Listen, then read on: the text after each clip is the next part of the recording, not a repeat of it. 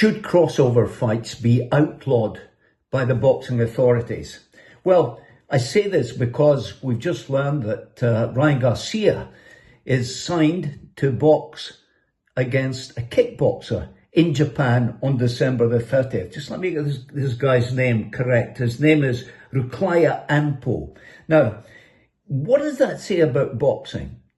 And what does it say about the boxing authorities who are just kind of turning a blind eye almost to these fights?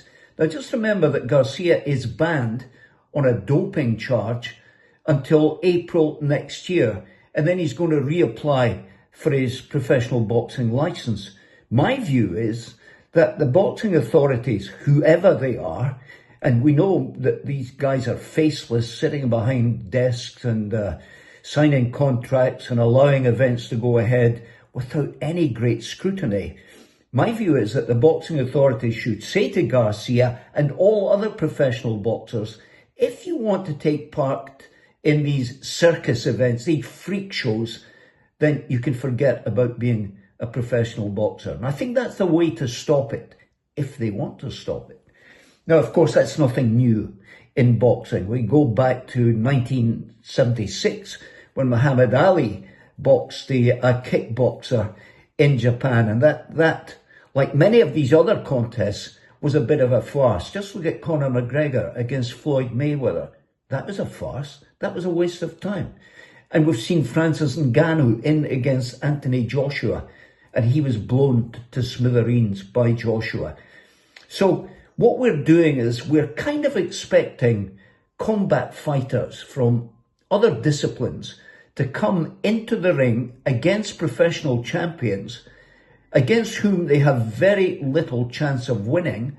Why?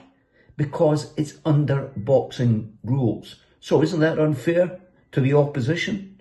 Yes, of course it is. So what we must do is decide whether we're going to be boxers or we're going to go in for this kind of showbiz stuff against fighters from other disciplines. I think it's not good for boxing. I think it dilutes the boxing brand, whatever is left of it. And I think it's time that we really started to be firm with these fights in terms of what the boxing authorities are trying to do. Are they worthwhile? They're not worthwhile. Of course they're not.